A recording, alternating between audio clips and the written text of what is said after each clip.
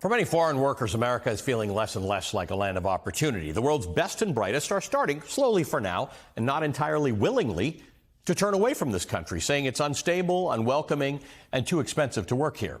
The Trump administration has slapped a $100,000 fee, typically paid by employers, on H-1B visas, which is the visa needed for a particular type of skilled foreign worker.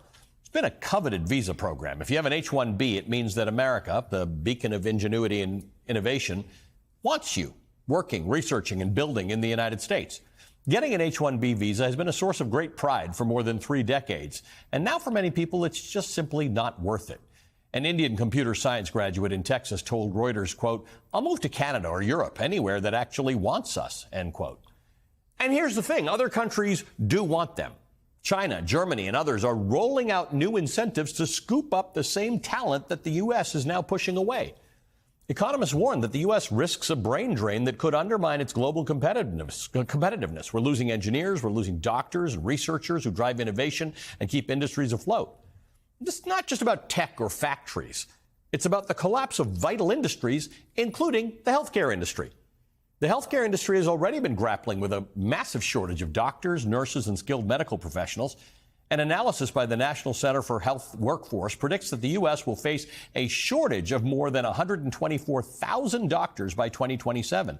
The gap is only expected to widen in the decades to come. By 2037, the analysis predicts a shortage of more than 187,000 doctors in the U.S.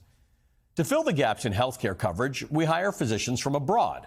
In 2024, nearly 1/4 of medical residents in the United States were foreign nationals, according to the Association of American Medical Colleges. And according to the Department of Homeland Security, last year alone, almost 17,000 medical professionals came here on H-1B visas. The American Medical Association is now warning that the new visa cost will drive these physicians away, leaving patients without care. In a letter to Homeland Security, the association wrote, quote, "The U.S. healthcare workforce relies upon physicians from other countries to provide high quality and accessible patient care. We urge the administration to categorically consider H-1B physicians' entry into the U.S. to be in the national interest of the country and waive the new application fee for H-1B physicians so that they continue to be a pipeline that provides health care to U.S. patients." Joining me now is the president of the American Medical Association, Dr. Bobby Mukamala, and Alan Orr, an immigration attorney. Thanks to both of you for being with us. Before I get to Dr. Mukamala and we talk about health care specifically, Alan, let me just start with you about the H-1B visa. People have heard about it. They talk about it all the time. What is it? What's unique about it? And what are the things that need to be thought about?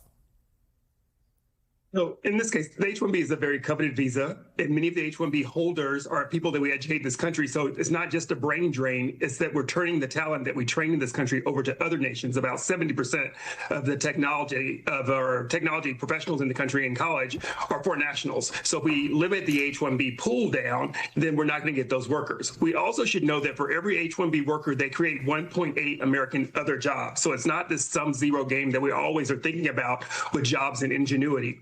Last year, for 85,000 visas, there were over 400,000 people who applied for those visas. So we're already turning down a category of people and feeding them to the rest of the world. So it drives innovation in the United States, and it's the secret sauce. We all know that what distinguishes the United States from the rest of the world is having this talent here. Dr. Mukamala, I want to talk about doctors because it's a lot more tangible to people than perhaps engineers. We all benefit from the work of engineers, but we don't know them. We don't interact with them in the same way. People say if we're short of doctors, why don't we just train more doctors? Yeah, well, it would be great, and we're trying to do that. The narrow part of the funnel in doctors training is the residency program, right? And we have a narrow part of that funnel. From the 90s, we really haven't expanded, and people are living longer. Chronic disease is something that you can have stage 4 cancer and live much longer than you used to be able to. And what does that require? It requires doctors to take care of you. And the narrow part is the residency training. And we're trying hard to improve that. And then, the other side of that is physicians are burning out. Right? When you think about the challenges of practicing medicine, everything from prior authorization to, the delays in getting care, that's tough. And so when you're leaving early and we're not putting enough people in, you end up with a shortage. And it's been critical to have international medical graduates come to this country to practice medicine to fill that void. And it's critical in areas like Flint, Michigan, where I live. You mentioned Michigan in the last segment. Yep. That's my hometown. I'm glad you like it. But Flint is an underserved area. My parents came there in 1970, and it was a red carpet, right? They were international medical graduates. And now all of a sudden, for somebody like them to come and serve a community like Flint, let alone the Upper Peninsula, right, a really rural area, and have to have somebody come up with $100,000 per resident. The hospital where they did their residency, Hurley Hospital, they have 30 to 40 international medical graduates that come in residency and to actually practice medicine as attendings. That's $1 million bill, multi-million-dollar bill. That's just not going to happen. And so there's multiple ways to improve. Yeah. That's a valid point, Alan, because in theory, the employer pays the $100,000. Now, there's been a discussion for years about whether some of these people on H-1Bs should sort of have a fast track into becoming permanent residents, because, as you say, it's not just a brain drain. That's almost the wrong word. We bring these people in because we have shortages, and then we, in theory, make it more difficult, or we send them away. How does this work? Maybe it works if you're a rich startup that you can drop this $100,000. But most doctors are employed by medical centers and hospitals, all of whom are facing budget shortages at this point. Let me start with, I'm a lawyer. So in the lawyer capacity of this, it's an executive order. Executive orders don't have the force of law. Secondly, it doesn't seem to be a fee because it's not a processing fee. It seems to either be a tax, which has to be passed by Congress, or a travel ban, which needs to be adjudicated by court. So those are just distinguishing factors to start with on the legal front about $100,000. Secondly, much like the tariffs, it'll only be the large tech companies that are able to pay the $100,000 per H-1B. And who do you think is going to pay that? It's going to dwindle down to the consumer. Small startup companies and small American companies that are trying to grow will be eliminated from this market because it's already costly to hire a lawyer and pay the fees for just processing H-1B. And for many H-1Bs that are processed in March, they don't start until October. So that's a company without the person on the ground to that limited time. The overall problem is our limited immigration system overall. And as you've already talked about, they're closing hospitals. They're limiting the amount of doctors getting to people. So it doesn't sound as if the main concern is about the American people. It's about show and force and immigration. We're back having a very important conversation with Dr. Bobby Mukkamala, president of the American Medical Association, and Alan Orr, immigration attorney. Dr. Mukkamala, you mentioned that your parents came here. They came from India. I would assume that was before the H-1B program even existed. But today, more than 70% of H-1B holders come from India, far more than any other country. Some of them are engineers, some of them are doctors, some of them are in other fields. Tell me why so many Indian nationals have chosen for the U.S. for careers in STEM, and why that matters, why maintaining that pipeline is important.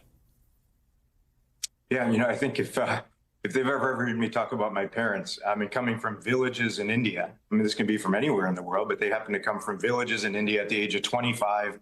I've got a picture of my parents. My mom was pregnant with me in front of the Lincoln Memorial. Right? It was such an amazing picture. Literally goes viral. Within the American Association of Physicians from India. They love that picture because it's the American dream, and to have that sort of opportunity, and America needs them, right? When they came to Flint, Michigan, that's a hospital that even to this day, 30 to 40 international medical graduates in the training and a few a year that come on an H-1B visa as an attending physician to take care of our community. And so it's a love-love relationship. But now all of a sudden, hospital is not going to be able to afford $100,000 per resident. So we would love to engage with the administration and share these stories about how we make America healthy by changing and making an exception for physicians in training and practicing physicians. Yeah, I'll remind people there are doctor shortages all over the world. Those doctors have other options. Alan, we're talking about doctors, but actually the majority of people who hold H-1B visas work in computer-related fields. They're engineers, two-thirds, really, nearly 64%.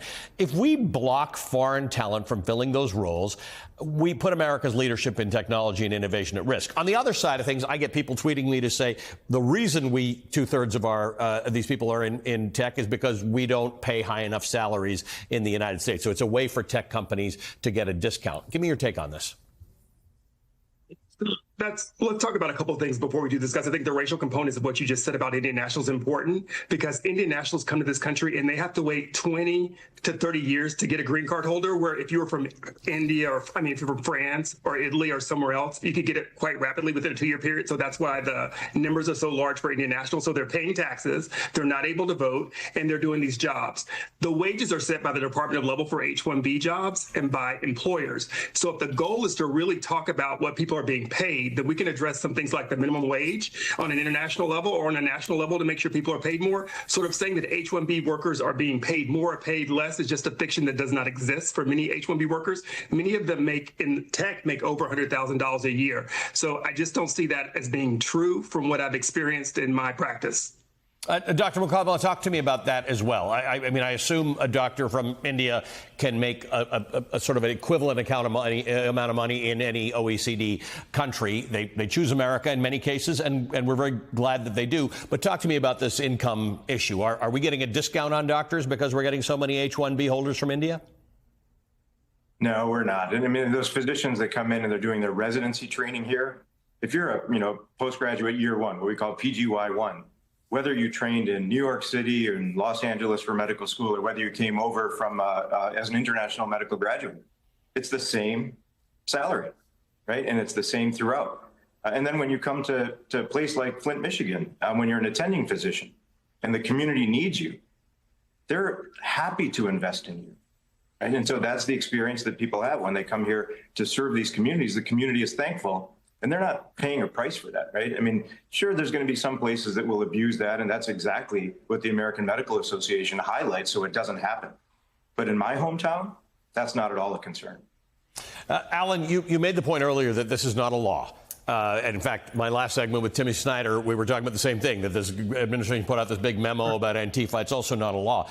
But I assume they say they're going to charge this money. So someone's going to charge this money, and who's going to stop the government from doing that? Is it people like you? Does somebody bring a lawsuit? Because I assume if you're trying to get a job as a doctor or an engineer in this country, you're not that interested in a fight with the government.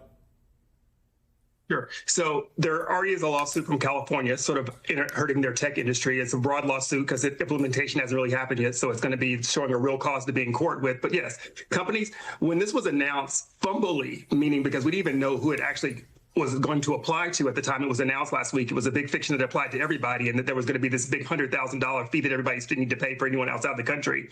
Lawyers organized. So there are tons of lawsuits already drafted about this, as well as originally they didn't say they were going to retroactively apply to people who already had an H-1B. So they're just main constitutional leeways that were not continued in this H-1B draft. And I think it's also important to know, let's talk about the number. There's probably between 500,000 and 1 million H-1B holders in the United States. And this is what the focus on that's hurting the economy and taking away so many jobs when we're talking about such a small capacity. This administration is really well at taking the 1% and making it seem like it's hurting the whole other 99, 98%.